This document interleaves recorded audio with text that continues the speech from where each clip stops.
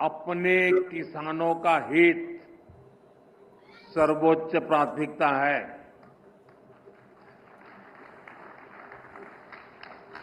भारत अपने किसानों के, पशुपालकों के और मछुआरे भाई बहनों के हितों के साथ कभी भी समझौता नहीं करेगा। साडा कुत्ता कुत्ता तोड़ा कुत्ता टॉमी, आप करें तो ठीक है, हम वही काम करें तो वो गलत है। मगरब खसूसन अमेरिका का दोगलापन सारी दुनिया के सामने आया हो चुका है। ये धोखा जानता हूं, व्यक्तिगत रूप से मुझे बहुत बड़ी कीमत चुकानी पड़ेगी। साडा कुत्ता कुत्ता तोड़ा कुत्ता टॉमी, आप करें तो ठीक है, हम वही काम करें तो वो गलत है। मगरब खसूसन अमेरिका का दोगलापन सारी दुनिया के सामने आया हो चुका है। ये धोखा नहीं तो और क्या है। अपने मफादात को प्रोटेक्ट करने के लिए अपने इत्तेहादियों को भी वो कुचल के रख देते हैं। भारत इस चीज की जिंदा मिसाल है। मगर तो आखिरकार नरेंद्र मोदी ट्रम्प के आगे खड़े हो गए हैं और उन्होंने ये कहा है कि हम हर कीमत पे at every cost we are going to protect our farmers. ये जरा वीडियो सुनिएगा। कहा जा रहा था कि इंडिया और अमेरिका का जो मसला आ रहा है वो बहुत सारी चीज़ों में है, लेकिन इसके ऊपर भी है ये जो टैरिफ, ख़ास तौर पे एग्रीकल्चर और फार्मर्स के ऊपर भी जो था, तो उस पर वो कह रहे हैं कि नहीं, हम इसके ऊपर जो है वो नहीं करेंगे। इसकी थोड़ा मैं स्टडी तो मैंने की हुई है, मैं चाहता हूं कि मैं आपको बताता हूं, लेकिन ये पहले मोदी साहब का ज़रा स्टेटमेंट सुनिएगा। अपने किसानों का हित सर्वोच्च प्राथमिकता है।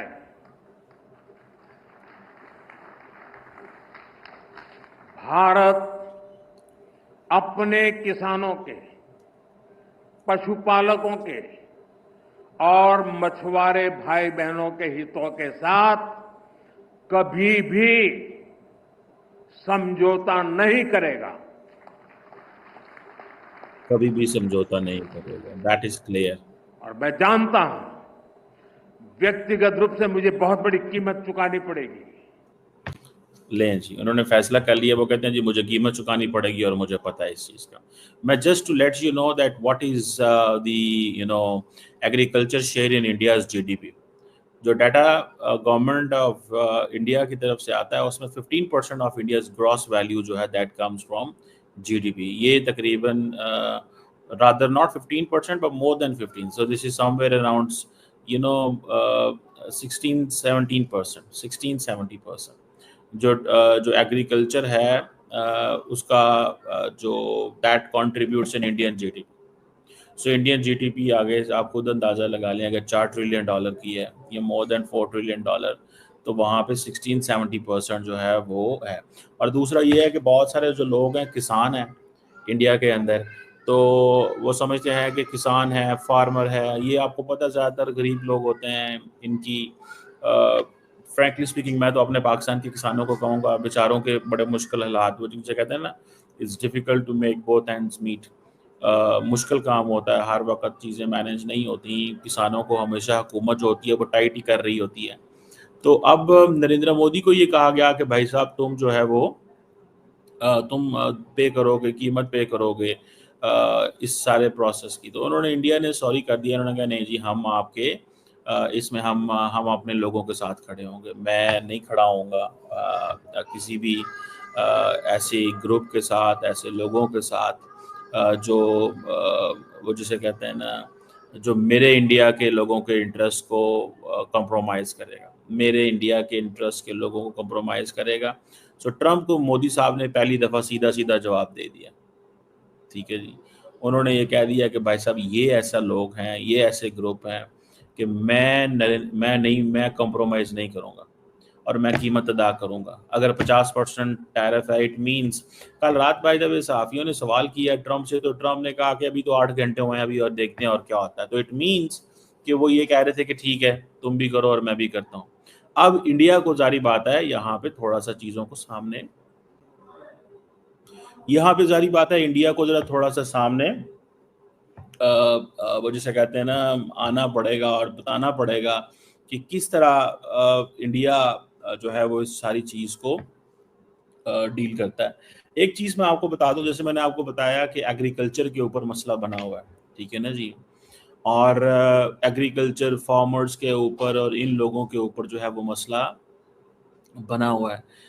खसूसन अमेरिका किस तरीके से अपने इत्तेहादियों को बेवकूफ बनाने पे तुला हुआ है। पाकिस्तान के पास अमरीकी पाबंदियों से बचने का मैकेनिज्म भी मौजूद है। पाकिस्तान ने ईरान को अपने कौमी मफाद के लिए रेड लाइन तस्वर कर दिया है। इस तरीके से मगरब खसूसन अमेरिका और यूरोप जब उसके अपने मफादात की बात आती है वो किस तरीके से इंडिया को, पाकिस्तान को या दूसरे जो कंट्रीज़ हैं उनको किस तरीके से यूज़ करता है।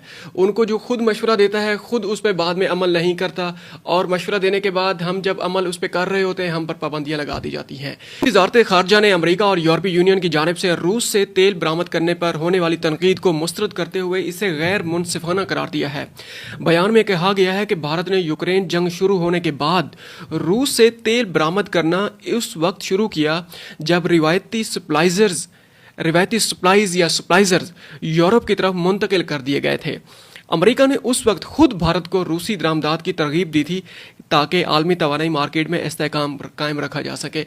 अब रूस ने जैसे ही यूक्रेन पर हमला किया है, अब रूस ने सबसे पहले तो अपनी वो जो गैस सप्लाईज है या ऑयल की वो जो सप्लाईज है यूरोप को, वो उसने कट ऑफ कर दी है। अब यूरोप एक उसका अमेरिका का इत्तेहादी है, उसकी सप्लाई उसकी ज़रूरियात को पूरा करने के लिए जनाब उन्होंने कहा कि बाकी जो रिवायती जो सप्लाईज थी वो जनाब यूरोप की तरफ मुंतकिल कर दी गई हैं। अब ओपेक कंट्रीज़, ओपेक जो चार बड़ी वो जो 4, 5 या 7 कंट्रीज़ का वो जो एक कंग्लोमरेट है, उन्होंने कहा कि हम जनाब कीमतें बढ़ाएंगे। उस कीमतों को इस्तेहकाम पैदा करने के लिए उस तरह से एक साइड से जनाब रिवायती जो ऑयल सप्लाईज हैं वो यूरोप की तरफ मोड़ दी गई हैं। एक तरफ अमेरिका ने खुद इंडिया से कहा है कि आप रशिया से ऑयल ले सकते हैं, कम दामों में लें या ज़्यादा दामों में लें वो एक अलहदा बात है, लेकिन आप रशिया से ऑयल ले सकते हैं। ये ऑन रिकॉर्ड है, आप इंटरनेट पर इस चीज़ को चेक भी कर सकते हैं। अच्छा, ये अमेरिका ने खुद तरकीब दी थी इंडिया को।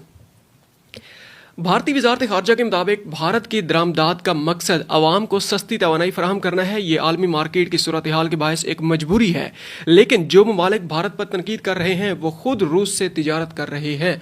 खुद ये अमेरिका और यूरोप खुद भी रूस से तिजारत कर रहे हैं। ये हम आपके सामने तफसीलात आपके सामने रखने जा रहे हैं। और यही जनाब मगरब है जो आजकल जनाब रूस को और ईरान को जनाब वो बना के जवाज़ बना के इंडिया की 7 जो बड़ी कंपनीज़ हैं जो उससे ईरान से जो ऑयल की ट्रेडिंग कर रही थी उस पर उन्हें पाबंदी लगा दी है, इकोनॉमिक सैंक्शंस लगा दिए हैं उसने।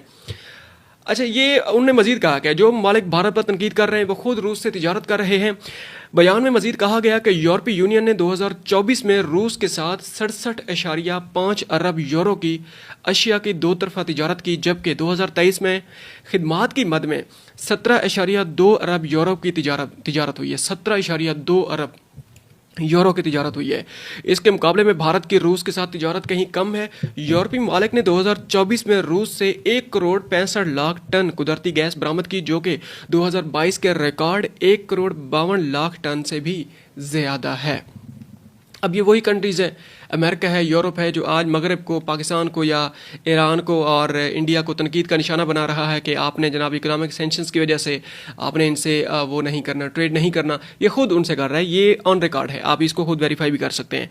बयान में कहा गया है कि यूरोप और रूस के बाहमी तिजारत सिर्फ तवानाई तक महदूद नहीं बल्कि खाद, मादनियात, केमिकल, फौलाद, मशीनरी और ट्रांसपोर्ट आलात पर भी मुश्तमिल है। ये सारा कुछ रूस के साथ जनाब ट्रेड का हमने रिकॉर्ड आपके सामने रखा है। भारतीय वज़ारत ख़ारजा के मुताबिक अमेरिका आज भी रूस से जौहरी सनत के लिए यूरेनियम, हेक्साफ्लोराइड, इलेक्ट्रिक गाड़ियों के लिए पैलेडियम, खाद और दीगर केमिकल बरामद कर रहा है। ये जो इलेक्ट्रिक गाड़ियाँ हैं या जो डिफेंस इंडस्ट्री है उसमें वो जो यूज़ होते हैं मादनियात, बड़ी ऐसी ख़ास किस्म की मादनियात हैं जो सिर्फ रशिया में, चाइना में या ऐसी कंट्रीज़ में पाई जाती हैं, फिर अमेरिका वहाँ से इंपोर्ट करता है। वो आज भी इस पे अमल पैरा है और वो रशिया से इंपोर्ट करने पे जनाब वो बज़ेद तो नहीं है, लेकिन वो उसने अपनी चालाकी को सामने रख के आपको और मुझे धोखे में रख के जनाब वो कर रहा है सारा कुछ। वज़ारत ख़ारजा ने अपने बयान में कहा है कि भारत को निशाना बनाना गैर मुनसिफाना और गैर मनतकी है। किसी भी बड़ी मईशत की तरह भारत अपने कौमी मफादात और मुआशी तहफ़्फ़ुज़ के लिए तमाम ज़रूरी इक़दामात करेगा। पाकिस्तान भी यही करता है, पाकिस्तान को यही करना भी चाहिए अगर उसने अभी तक ज़्यादा नहीं किया, कम किया है तो।